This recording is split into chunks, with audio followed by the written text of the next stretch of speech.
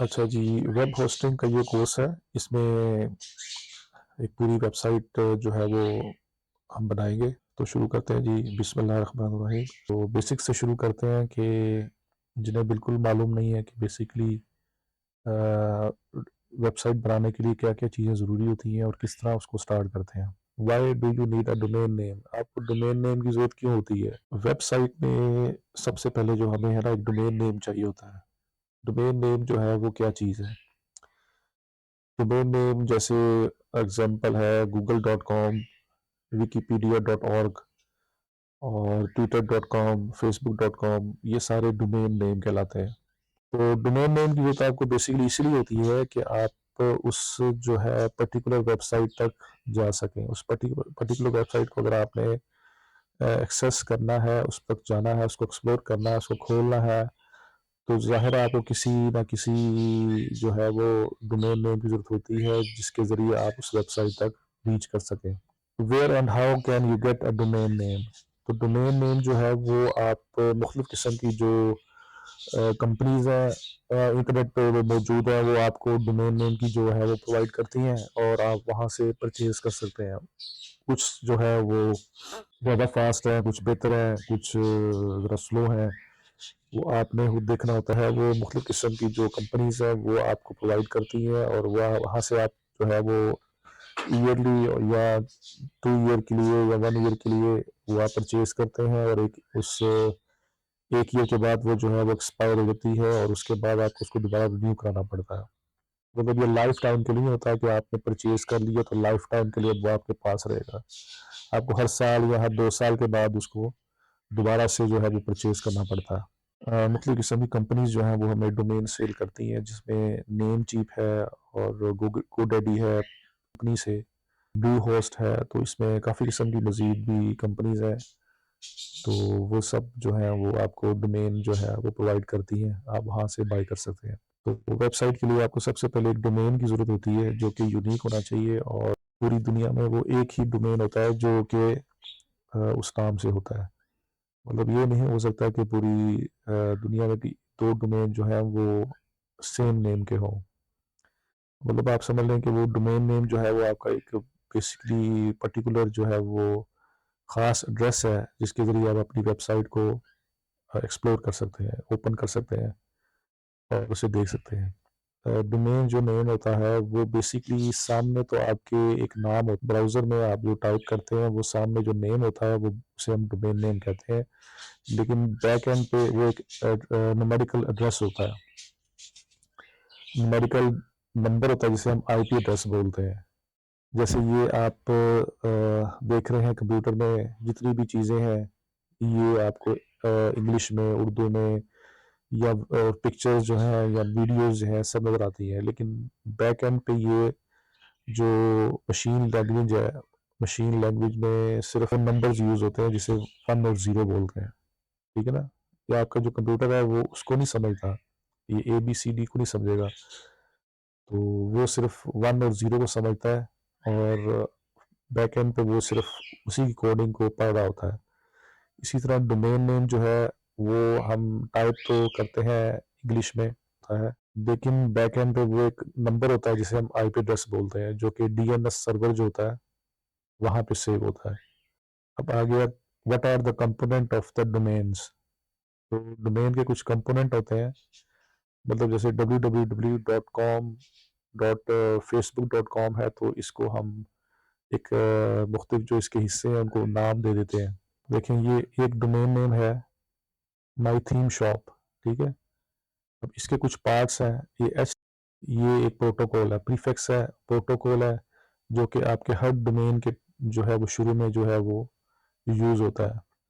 उसके बाद www जो है वो एक सब डोमेन है, ठीक है जी। ये आप यूज़ कर भी सकते हैं, अगर आप इसको यूज़ ना भी करें तो कोई मसला नहीं है। आप इसको एचटीटीपीएस के बाद डायरेक्ट अपना जो है वो डोमेन नेम है जो कि सिर्फ़ आपके पास है। पूरी दुनिया में ये और किसी के पास नहीं होगा। अभी एक्सटेंशन जो है वो कई किस्म की होती हैं। इसमें डिफरेंट टाइप ऑफ जो एक्सटेंशन है उसमें डॉट कॉम है, डॉट जीओवी है, नेम है और क्या ईडीयू है, इसके अलावा भी काफ़ी सारी है। कुछ एक्सटेंशन जो है वो एक ख़ास जो है वो नीश को जो है वो ज़ाहिर करती हैं। जैसे ये गवर्नमेंट की जो है जीओवी, जितनी भी गवर्नमेंट की वेबसाइट्स होती हैं उनको हम ज़्यादातर जीओवी एक्सटेंशन देते हैं। और जितनी भी ऑर्गेनाइजेशन होती हैं उनको हम ओआरजी बोल की देते हैं एक्सटेंशन। और एजुकेशन से जो रिलेटेड वेबसाइट्स हैं उनको हम ईडीयू के नाम से जो एक्सटेंशन है वो असाइन करते हैं। और मोस्ट पॉपुलर जो दुनिया में है वो डॉट कॉम है। ठीक है, अगर आपने अपनी कोई भी वेबसाइट बनानी है जो कि नॉर्मली अगर आपकी अपनी कोई ब्लॉग है या आपका कोई न्यूज़ वेबसाइट्स है या कोई भी किस्म की जो है वो, तो उसके लिए सबसे बेस्ट जो है वो डॉट कॉम यूज़ होती है।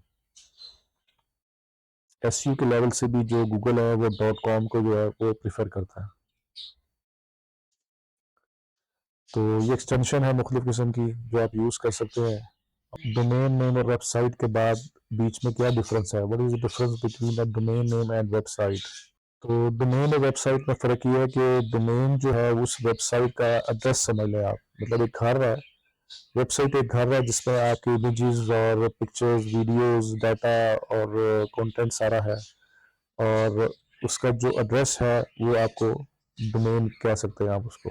तो ये घर है एक वेबसाइट जो आपके सर्वर पे पड़ी हुई है, और उसका जो एड्रेस होगा डोमेन, उसे हम बोलेंगे। उस डोमेन के ज़रिए हम उस घर को एक्सप्लोर कर सकते हैं, उस घर तक जा सकते हैं।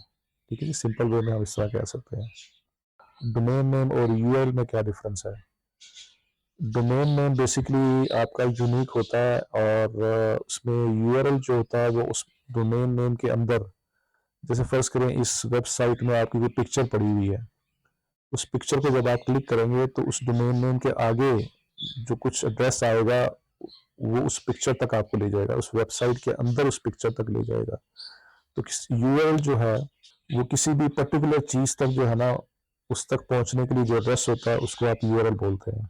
यूआरएल से मुराद है unique resources locator. Domain name जो है वो किस तरह काम करते हैं? तो डोमेन नेम बेसिकली जब आप किसी ब्राउज़र पे डोमेन नेम लिखते हैं और उसको एंटर करते हैं तो एक सर्वर होता है जिसे बोलते हैं डीएनएस, डोमेन नेम सिस्टम के नाम से, डीएनएस के नाम से एक सर्वर होता है, या आप फ़ोन बुक कह लें जो कि इंटरनेट की फ़ोन बुक है, या एड्रेस बुक कह लें। तो जो डीएनएस सर्वर होता है उसमें तमाम जो जितने भी वेबसाइट्स हैं उनके जो एड्रेस हैं वो आईपी की शक्ल में स्टोर होते हैं। तो इसमें डिटेल में जाने की ज़रूरत नहीं है आपको, तो बस इतना ही मालूम होना चाहिए कि डीएनएस सर्वर असल में क्या चीज़ है। मतलब एक ये फ़ोन बुक है जिसमें आपके तमाम जो डोमेन है वो आईपी की शक्ल में, आईपी एड्रेस की शक्ल में, एक न्यूमेरिक नंबर की शक्ल में सेव होते हैं। जब आप अपने ब्राउज़र में इसको टाइप करते हैं किसी भी डोमेन को, तो वो एक रिक्वेस्ट आईपी की शक्ल में डोमेन सर्वर के पास जाती है जो एक न्यूमेरिक नंबर होता है। ठीक है जी, वहाँ से वो उस वेबसाइट को लोकेट करता है जहाँ पे आपकी वेबसाइट पड़ी हुई है। तो इस तरह वो आपकी वेबसाइट को ओपन कर देता है। What happens if your domain expire? तो अगर आपका डोमेन एक्सपायर हो जाए तो वो फिर वर्केबल नहीं रहेगा जब तक आप उसको रिन्यू नहीं कराएंगे। उसी आपकी जो होस्ट कंपनी है, डोमेन कंपनी जहाँ से आपने परचेज किया है, आप उसके वहीं से दोबारा जो है उसको रिन्यू कराएंगे। How to keep your domain name secure? इसके लिए आपको डोमेन नेम के साथ एक एसएसएल सर्टिफिकेट जो है वो परचेज करना पड़ता है। मोस्टली जब आप डोमेन खरीदते हैं तो एक एसएसएल सर्टिफिकेट आपको फ्री में जो है वो डोमेन के साथ मिलता है। और आपने ये मालूम करना हो कि आपकी जो डोमेन है उसके साथ एसएसएल सर्टिफिकेट जो है वो अटैच है, तो उसमें आप इस प्रीफिक्स से या इस प्रोटोकॉल एचटीटीपीएस जो है इससे मालूम कर सकते हैं। अगर एचटीटीपीएस के साथ एस लगा हुआ है तो इसका मतलब है कि आपकी जो डोमेन है वो एसएसएल सर्टिफिकेट के साथ है और वो सिक्योर है। और अगर एस मौजूद नहीं है तो फिर इसका मतलब है कि आपकी जो वेबसाइट है उसके पास एसएसएल सर्टिफिकेट जो है वो नहीं है। एसएसएल सर्टिफिकेट बेसिकली एक सेफ्टी कह रहे हैं, उसकी मुख्तलिफ किस्म की जो हैकर्स है उसके लिए एक सेफ्टी सर्टिफिकेट होता है। जो सेफ्टी के लिए जो है वो वेबसाइट के वो आपको ज़रूरी होता है। तो गूगल जो है वो भी उन वेबसाइट्स को ज़्यादा प्रेफर करता है सर्च जब आप किसी वेबसाइट को करते हैं जिसमें ये एसएसएल सर्टिफिकेट जो है वो आपकी डोमेन के साथ अटैच हो। तो ये था जी डोमेन से रिलेटेड टोटल थोड़ा बहुत जो इंट्रोडक्शन है। और मेन चीज़ तो यही है कि डोमेन नेम एक आपको परचेज करना पड़ता है वेबसाइट को बनाने के लिए। वेबसाइट जो है वो आपने इंटरनेट पे अगर उसमें यूज़ करना है तो उसके लिए सबसे पहले आपको एक डोमेन चाहिए होता है। तो डोमेन जो है वो आप मुख्तलिफ किस्म की जो है वो कंपनीज जो ऑफर कर रही हैं वहाँ से आप परचेज कर सकते हैं। और वो डोमेन डोमेन नेम जो होता है वो एक यूनिक होता है और पूरी दुनिया में सेम डोमेन नेम नहीं हो सकते एक ही नाम से। और आपको पहले सर्च करना पड़ता है कि वो डोमेन नेम जो है वो किसी ने पहले से परचेज तो नहीं कर रखा है। अगर पहले से किसी ने अपना वो साइन किया हुआ है तो वो फिर डोमेन नेम आपको नहीं मिल सकेगा। तो जो कंपनीज आपको डोमेन नेम प्रोवाइड कर रही हैं वहीं पर जो है वो ऑप्शन होती है ये सर्च करने की कि डोमेन नेम अवेलेबल है कि नहीं। जैसे नेम चीप है, नेम चीप की वेबसाइट पे जाएं तो यहाँ पे आपको ये डोमेन्स के डोमेन नेम सर्च डोमेन के टैग में आपको मिल जाएगा डोमेन नेम सर्च। और ये यहाँ पे आप search for a domain name, तो यहाँ पे आप कोई भी अपना नाम लिख सकते हैं जैसे olx.com। अगर आप लिखें तो इसको सर्च करें कि ये अवेलेबल है। तो ये देखिए वो कह रहा है कि डोमेन नेम जो है वो अवेलेबल नहीं है और रजिस्टर्ड इन 1999 में ऑलरेडी रजिस्टर्ड हो चुका है। तो इस वजह से ये आपको अवेलेबल नहीं होगा। अगर आप इसको किसी मजीद नाम से सर्च करें तो ये देखें ये टिक का निशान है, इसका मतलब है कि ये नेम अवेलेबल है .com के साथ और इसकी ये प्राइस है $10.28 पर ईयर। ठीक है, यहाँ से आप इसको परचेज कर सकते हैं।